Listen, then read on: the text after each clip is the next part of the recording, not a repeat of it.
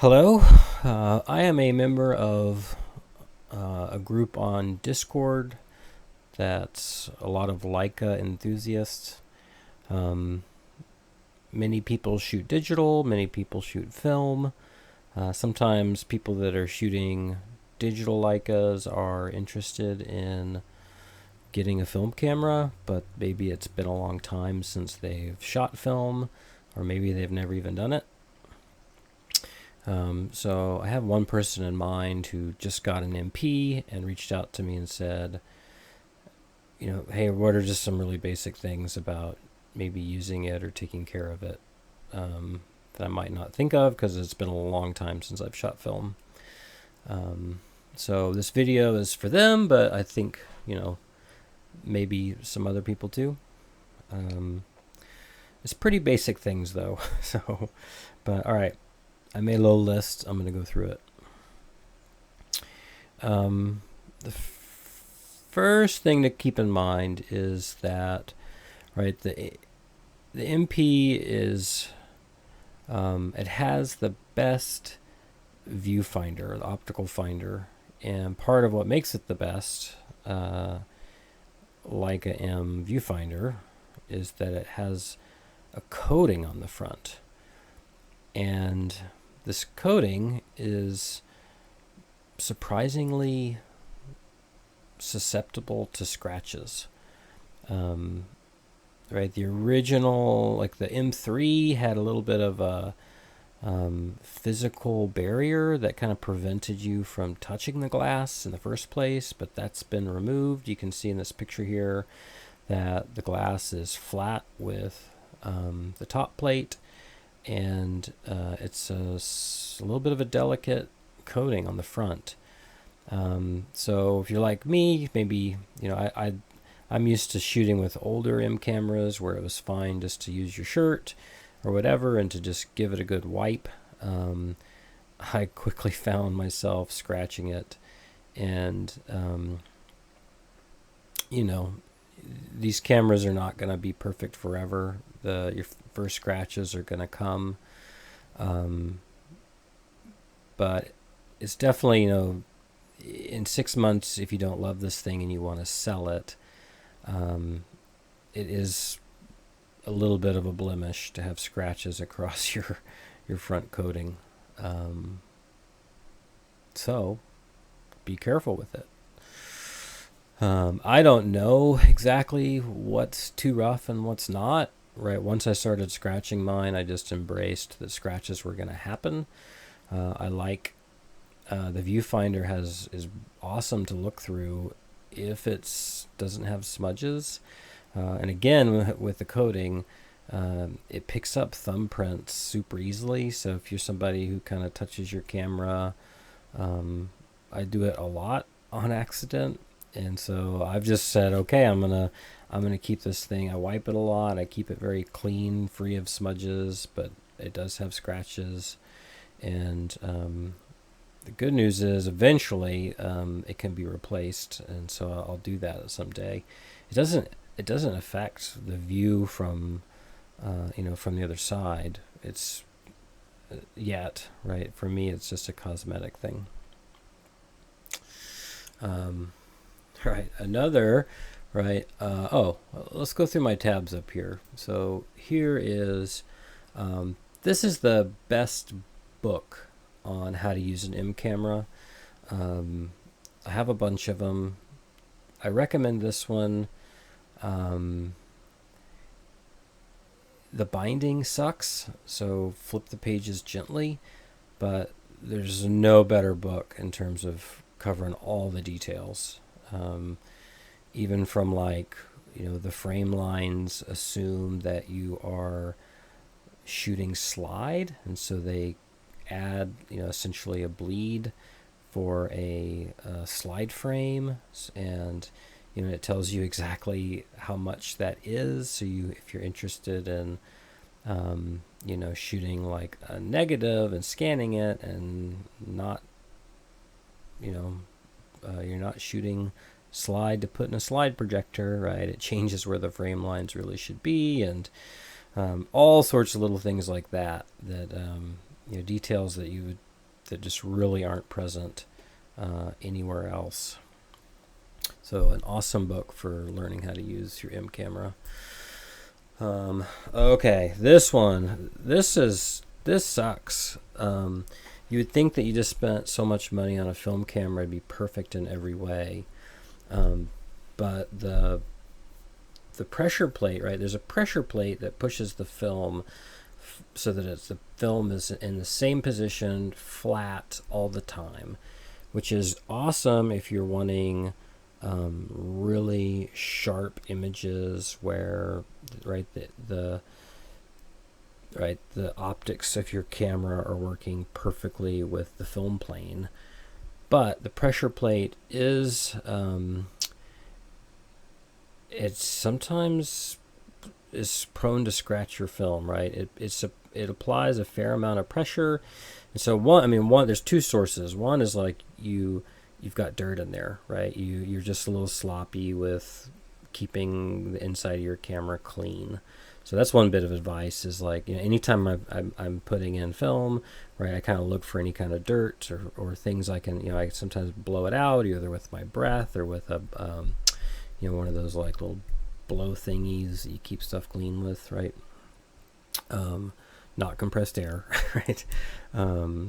But just trying to keep the inside of your camera clean. And something, if I'm loading film, I just make sure that the film canister or the film itself doesn't have dirt already on it, right? If you get dirt in there and then you collapse the pressure plate on top of it, right, you're gonna scratch your film more than you would in a different film camera. And then second is that the plates themselves have scratched film, and it's happening at basically a micro level that you can't see. So you can't just like look at the plate and expect to see a defect. It can look flat, and they polish those things to the point where it's not supposed to do that, but they've had some quality control issues. So all you're going to do here is like just, if you know the inside of the camera's clean, and the first few rolls you get, like just make sure you're looking for scratches. It would be scratches that are all the way across every single frame in the exact same place, right? That would be a sign that your pressure plate is scratching your film. I reported this to Leica years ago with my MP. They said send it to them, they'll fix it, and that's what happened, right? I had a warranty, I sent it in. It took a few months. They did a CLA while they had it, got it back, didn't cost me a thing, and it fixed it. So, but then with the M6 comes out, and this is years later, and people are reporting that the pressure plate is scratching their film. And so it's a little, it's disappointing that Leica didn't address this really.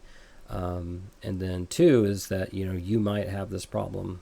And if you do, either you can return it's not every camera, right? They're not all like this. Like Leica just put a new pressure. They put a new pressure plate on mine. It fixed it.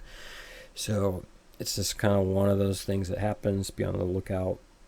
Something else it's crossed my mind now. I didn't write it down, but make sure that your rangefinder is aligned. You would think that would be the case, but sometimes they show up brand new, not perfectly aligned. So get a lens that works and focuses just fine. Focus to infinity.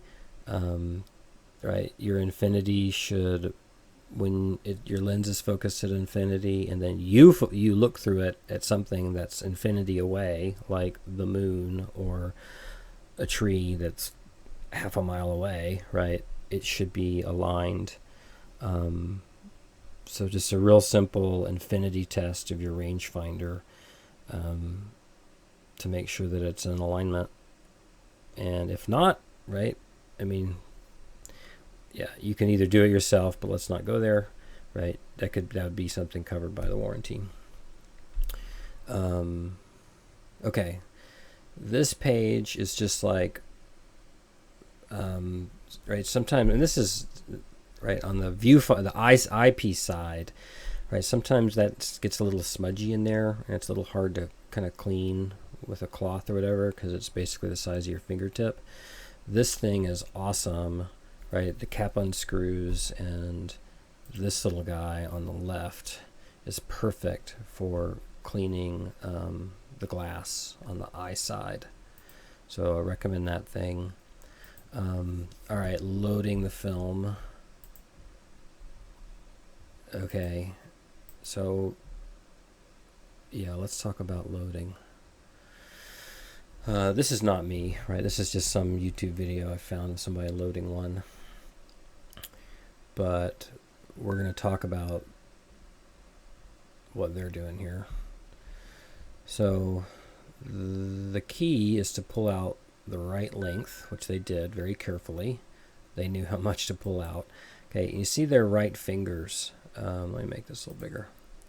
Right, see that amount right there and the angle they're giving it. Right, that's perfect.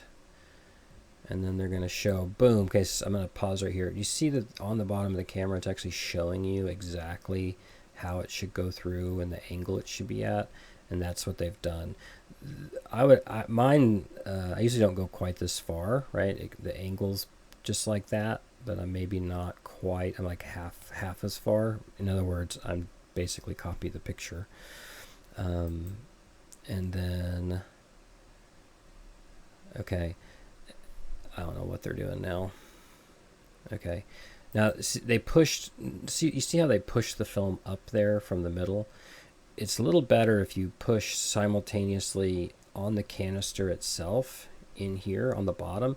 Push it all the way up and push the film up. Then you just get full alignment all the way across.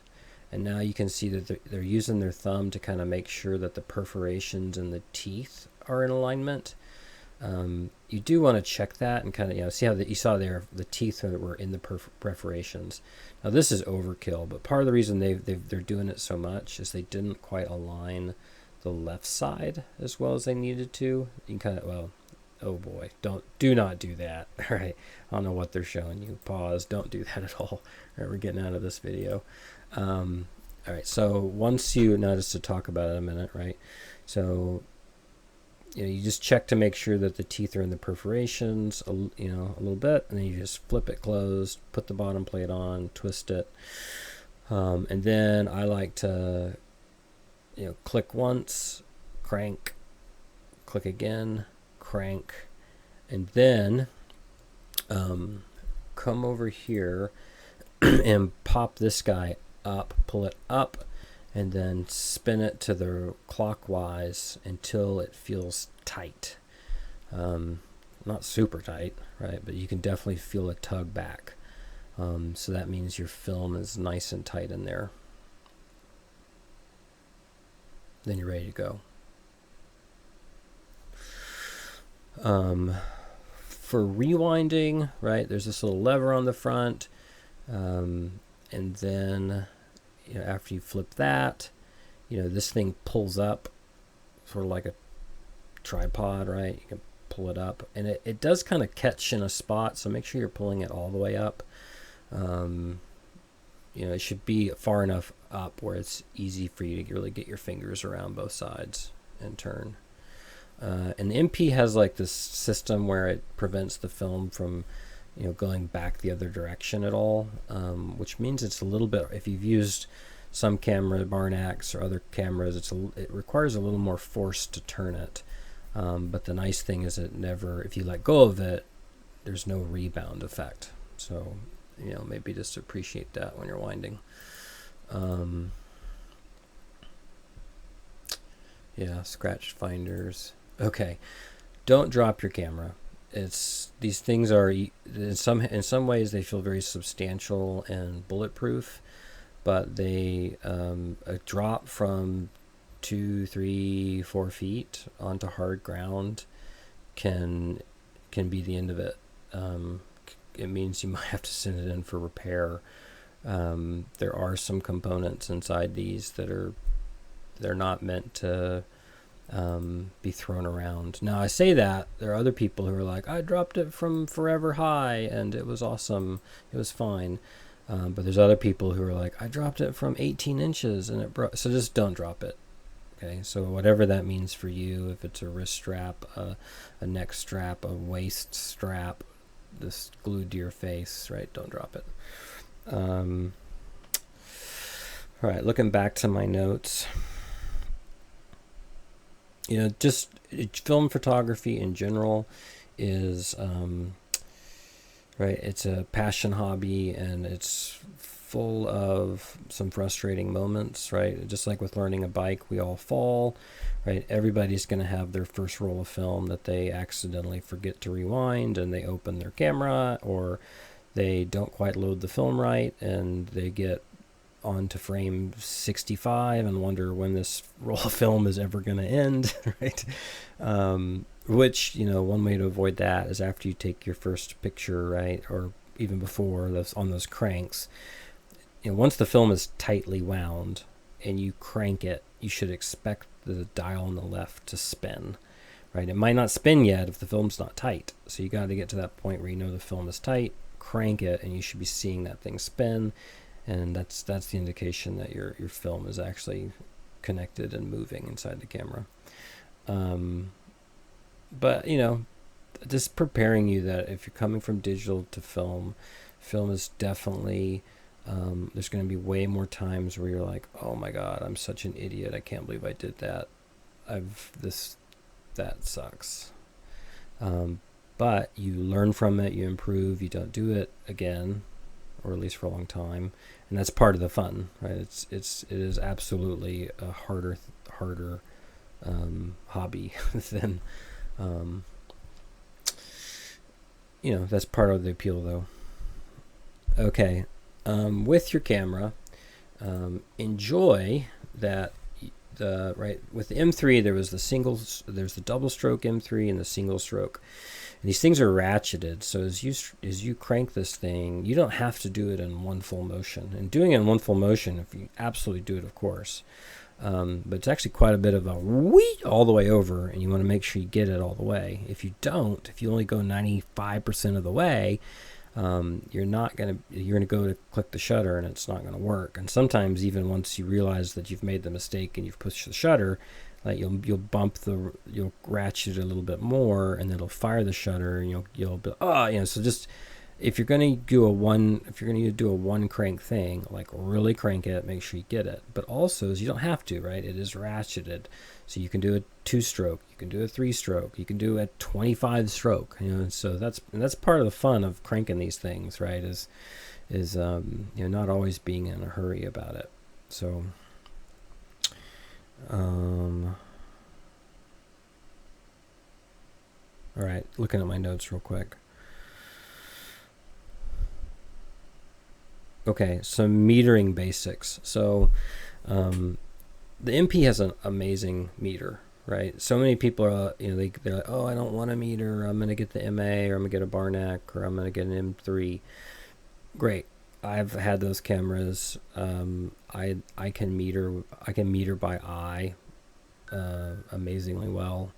I enjoy sometimes not having a meter, but at some point it's good to educate yourself against a good meter, at the very least, just to kind of keep yourself calibrated. And the Leica MP's meter, or M6 meter, is a great meter, right? It has a lot of the ones that you get that you put on the top of cameras, their batteries are inferior to the battery in this thing, much less the meter itself, right? And so this thing operates at all temperatures. It's very quick. It has the filter in front of the meter is a good filter. You've bought a good meter. Okay, so some tips though, just about using the meter, right, is try to meter with the camera pointed down some so that you can avoid any really bright light coming from the sky. Right, if you've ever had backlight or something in your scene where it's kind of lying to your camera about how much light is on your subject, right, you've got to open up another stop or stop and a half or more to to compensate for that much backlight, or you just meter down so that you can avoid all the backlight coming in. And vice versa, if you've got a lot of light coming from the front, right, you might be able to, compensate by stopping down half a stop or something. Those are little nuances of really trying to hit the perfect exposure. I mean, one nice thing about shooting, right, film is it's got a lot of latitude, and so these, kind of one-stop differences aren't that big of a deal, well, till you get to slide. But and then, anytime you're shooting a bright subject, if you want that subject to be bright and not neutral gray, you need to open up, right, another stop or two to bring in that additional light so that it is bright and not neutral gray. Now, these are just general metering strategies, right? So, but you're not going to get the feedback, right, of a digital camera to know how your exposure went. If in doubt, right, overexpose a little bit, right? It's generally better to have the image, and you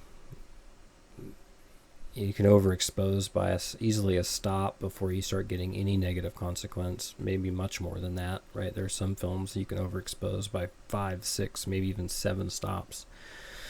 But underexposing by like more than a stop is a problem. So, right, err on a little bit overexposed if you're not sure. And then just, take 2 shots, right? If it's a really important shot, you really want to make sure that you get a usable image, right? Just take your first shot and say, hey, I think I need to take one more, make a stop or 2 adjustment, take another one. All right. What about film, right? You got a film camera, right? I'm gonna assume that I can't talk about every film in the world. I'm just gonna make a quick recommendation of this is all film is surprisingly good. This film is actually FOMA this is FOMA film that's been rebranded. You can get it from Freestyle, and or you can get FOMA from B&H. But these are really good films, and they're so cheap compared to a Kodak or an Ilford. And they're 99% as good. I mean, I could go off on that for a long time, but I won't. I shoot these films now. I shoot lots of films, but these are films I still shoot. The price is right.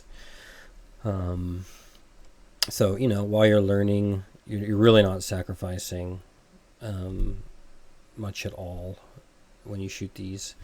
And then, the last kind of thing to barrier to cross is where you're going to have it developed and processed and scanned. But that's too big for this video. For me, I absolutely love developing and doing all the processing and scanning myself. That's part of the passion project for me. But that's a lot to take on when you just started, and this is just like a new journey. But like basically, if you're interested, you would get, oh boy, am I really going to go there? I'm not. You can do this at home, right? You can get a developing tank and a dark bag and some D76 and some clips, right? And just be on your way. There's more to it than that, but then you got to scan. But if you scan, if you have a digital camera, you're on your way to having a scanner, right? This is for another day, or you just send it off to have it, developed and scanned somewhere else. All right, I think that's going to wrap it up. I might just give myself 30 seconds here for some final thoughts. Do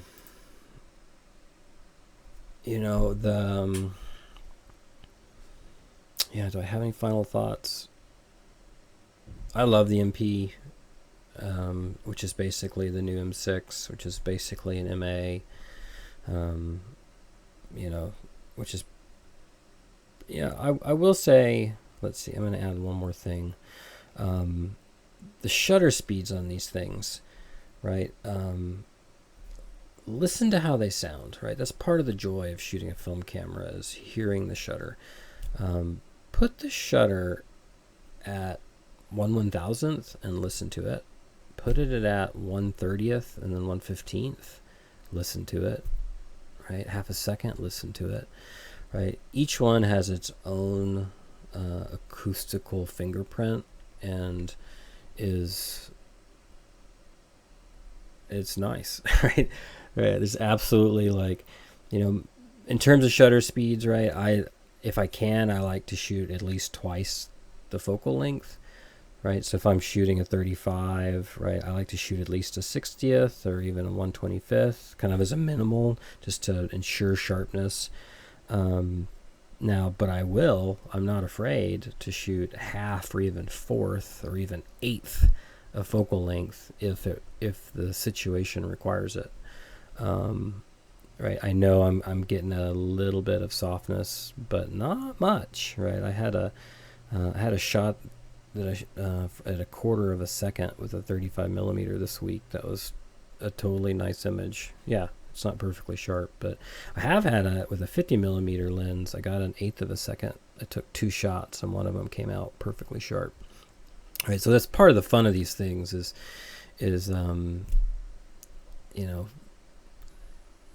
finding out how still, how calm you can be, what shutters can you shoot. But at the same time, right, like, if you're just learning, like, just kind of double your focal length, and then you've got basically nothing.